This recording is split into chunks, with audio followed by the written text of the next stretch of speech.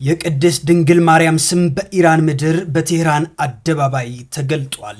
በእስልምና እምነት ተከታዮች በምትመራው ኢራን በዋና ከተማዋ ቴህራን አንድ ለዓለም ትልቅ ትምህርት የሰጠ ክስተት ተከስቷል።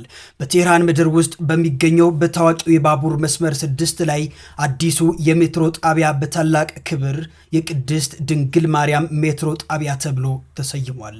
ይህ ስያሜ ዝም ብሎ ስያሜ ብቻ አይደለም። የጣቢያው ግድግዳዎች በቅድስት ድንግል ማርያምና በተወደደው ልጇ በኢየሱስ ክርስቶስ ምስሎች አሸብርቀዋል። በኢራን ሃይማኖታዊ ጥበብ ተመስጦ የተሰሩት እነዚህ ድንቅ ዲዛይኖች በአብርሃማዊ ሃይማኖቶች መካከል ያለውን ጥልቅ መከባበርና በሰማይ ስር ያለን የጋራ ፍቅር በአደባባይ መስክረዋል። የምዕራባውያን ታዛቢዎችን ያስደነገጠውና ያስገረመው ይህ ተግባር ለኢራን ክርስቲያኖች ግን ትልቅ የደስታ ምንጭ ሆኖላቸዋል። የቅድስት ድንግል ማርያም ስም በምስራቅም ሆነ በምዕራብ በክርስትናም ሆነ በእስልምና ምድር ክብሯ እንደ ፀሐይ እያበራ ይገኛል።